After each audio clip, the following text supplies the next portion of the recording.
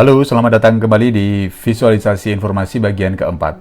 Pada bagian ini kita akan belajar tentang teknik penyajian data.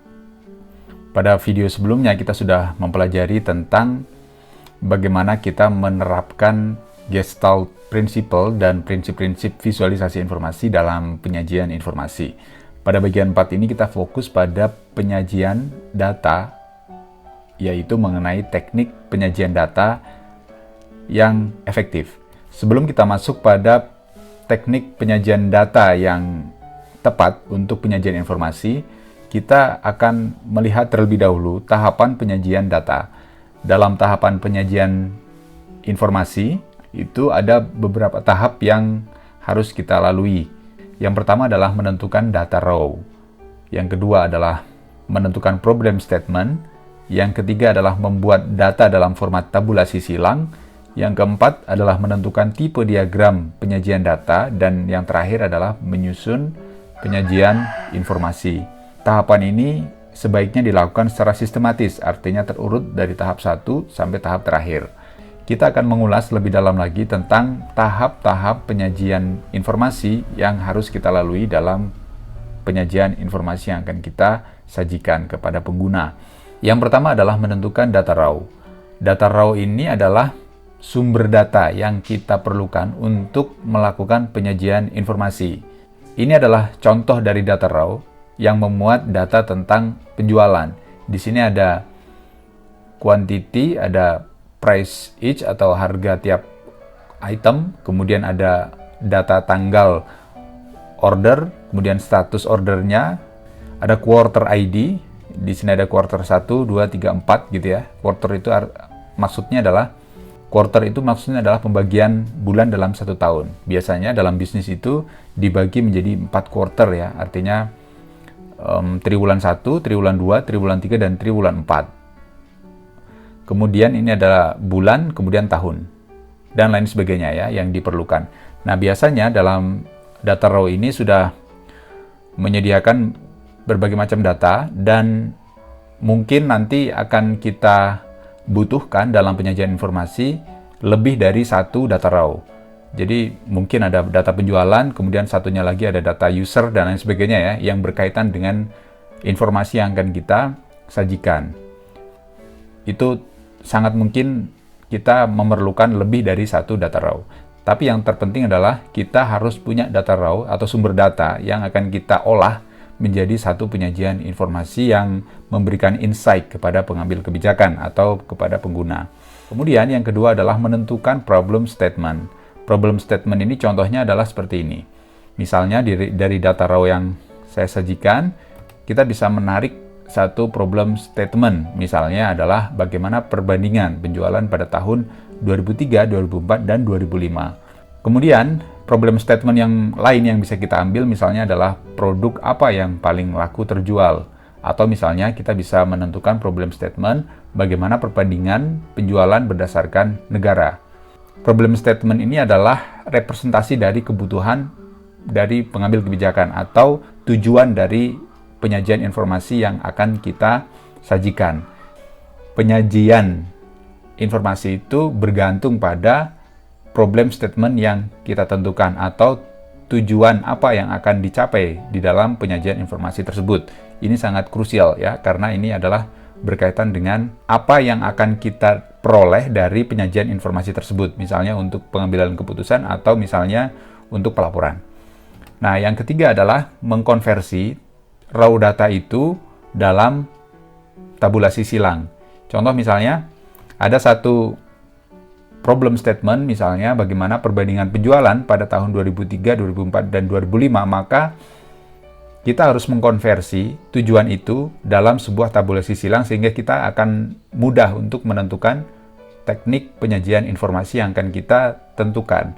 Contohnya misalnya ada problem statement bagaimana perbandingan penjualan pada tahun 2003, 2004, dan 2005. Maka tabulasi silang yang bisa kita tentukan adalah misalnya berdasarkan bulan. Di sini ada kategori tahun, ya. Kategori tahun ini adalah jumlah salesnya atau jumlah penjualannya. Kemudian di sini ada kategori bulan. Jadi bulan 1 sampai bulan 12 untuk kategori tahun 2003 dan 2004. Oleh sebab itu, tujuan daripada penyajian informasi ini paling penting adalah menyajikan perbandingan, karena ini akan membandingkan tahun 2003 dan 2004 untuk penjualan selama tahun tersebut.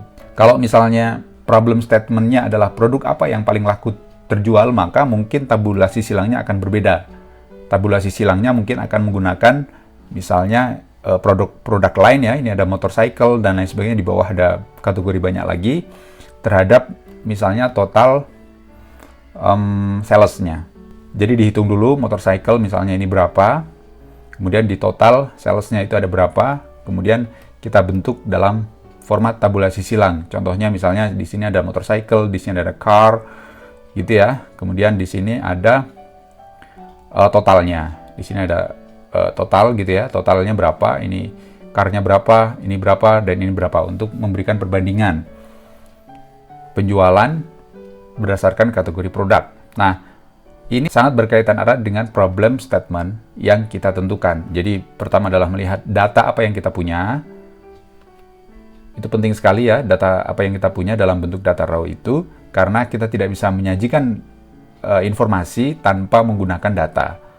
Kalau kita menentukan problem statement di luar data raw yang kita punya, maka kita tidak akan memberikan informasi yang lengkap, karena datanya nanti tidak akan komprehensif atau tidak lengkap menyajikan data untuk keperluan penyajian informasi. Oleh sebab itu, problem statement itu harus berdasarkan pada data raw yang kita punya. Dan setiap satu problem statement itu nanti akan menghasilkan satu tabulasi silang. Yang ketiga adalah bagaimana perbandingan penjualan berdasarkan negara. Maka nanti di sini ada perbandingan penjualan berdasarkan negara, berarti ada total penjualan, kemudian di sini ada negara, misalnya Amerika, French, sesuai dengan data raw yang kita miliki. Jadi saya ulang lagi, yang pertama adalah menentukan data raw. Data raw-nya harus kita punya dulu. Kemudian dari data raw itu kita menyusun problem statement-nya. Dari problem statement itu kita susun data dalam tabulasi silang. Nah, menyusun data dalam tabulasi silang ini biasanya membutuhkan teknik-teknik tertentu. Lebih tepat adalah teknik pemrograman data ya. Teknik untuk parsing data, teknik untuk perhitungan, dan lain sebagainya yang membutuhkan algoritma-algoritma tertentu dalam penyusunan tabulasi silang. Nanti akan saya demokan bagaimana cara untuk melakukan perhitungan-perhitungan untuk memperoleh data dalam format tabulasi silang. Yang selanjutnya adalah menentukan tipe diagram. Nah, di sini ada beberapa tipe diagram yang bisa kita pakai atau biasa dipakai di dalam visualisasi informasi. Tipe diagram yang dipakai itu tergantung pada tujuan dari visualisasi informasi yang akan kita sajikan. Setidaknya ada 4 tipe kebutuhan yang kita punya. Misalnya adalah kebutuhan untuk komparasi. Ya, komparasi itu membandingkan antara kategori satu dengan kategori yang lainnya. Kemudian di sini ada rank. Rank itu adalah untuk mengurutkan data berdasarkan kategori. Misalnya kita sajikan data penjualan, ranking penjualan gitu ya. Ranking penjualan berdasarkan negara. Berarti nanti kategorinya ada negara, kemudian total value-nya adalah total penjualan, dan sajian yang tepat untuk ranking itu gitu ya. Untuk ranking itu di antara kategori, misalnya ini ya, di antara kategori berarti yang tepat adalah misalnya adalah bar chart atau KPI juga boleh. Kalau kita akan menyajikan komparasi atau perbandingan untuk membandingkan 2 kategori atau lebih, maka kita bisa menggunakan column chart ya. Ini grup column chart gitu, misalnya ini grup 1, grup 2, grup 3 gitu ya, dan seterusnya. Bisa kita juga pakai bar chart atau column chart. Bar itu yang vertikal, column itu yang horizontal ya. Bar chart, column chart. Kemudian kalau komparasinya itu adalah over time itu artinya adalah berdasarkan durasi waktu, misalnya tanggal, bulan, tahun, begitu ya. Itu kita bisa pakai line chart. Sebaiknya adalah line chart, karena over the time itu artinya kita bisa melihat progress. Jadi dia naik apa turun gitu ya. Misalnya penjualan berdasarkan bulan, berarti sebaiknya kita pakai line chart, karena dari line chart itu kita bisa melakukan analisa dia naik atau turun gitu ya. Jadi kalau berdasarkan waktu, maka sebaiknya pakai line chart karena dia memiliki prinsip continuity. Continuity itu mengarahkan mata kita pada satu garis yang continue. Line chart itu dipakai untuk sesuatu yang berkaitan. Kemudian yang ketiga adalah relationship. Relationship itu untuk menyajikan data yang saling berhubungan atau saling berkaitan. Nah, biasanya yang dipakai adalah plot chart ya. Nah, yang keempat adalah two-hole. Itu untuk melihat satu kategori yang kita perlu melihat kesatuannya gitu ya. Melihat kesatuannya, misalnya dalam satu bulan itu kita punya 3 kategori produk gitu ya. Kita punya kategori produk dan kita akan membandingkan tiap bulan penjualan itu berdasarkan kategori. Nah, kita bisa memakai stack column chart. Misalnya ini untuk motorcycle, ini untuk car, ini untuk supercar, misalnya gitu ya. Jadi kita bisa melihat perbandingan penjualan itu berdasarkan bulan atau berdasarkan waktu, kategori tertentu, misalnya bulan begitu. Tapi kita juga bisa melihat intensitas yang paling tinggi dari 3 produk yang kita jual, misalnya begitu ya. Nah, itu sebaiknya kita pakai stack column chart. Kita menentukan teknik penyajian data ini itu adalah berdasarkan tipe data yang kita punya dan berdasarkan tujuan yang kita punya. Panduan paling gampang adalah berdasarkan 4 kategori ini. Kita komparasi atau relationship atau ranking atau two-hole. Nah, itu panduan yang praktis untuk kita melakukan penyajian informasi yang tepat. Nah, tahap yang terakhir adalah menyusun penyajian data dalam data storytelling.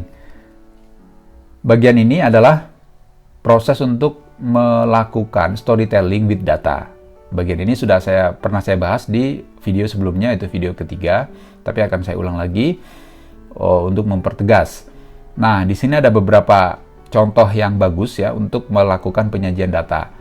Nah, kita fokus pada elemen-elemen penyajian data yang harus ada dalam penyajian informasi. Yang pertama adalah title ya. Title ini harus ada karena title itu adalah mengandung informasi inti dari penyajian informasi yang akan kita sajikan. Kemudian grafik.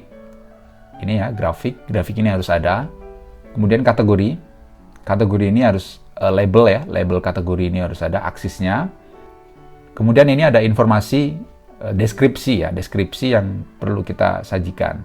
Dalam penyajian data, kita perlu untuk melakukan penekanan-penekanan menggunakan Gestalt Principle yang pada video sebelumnya sudah kita sajikan.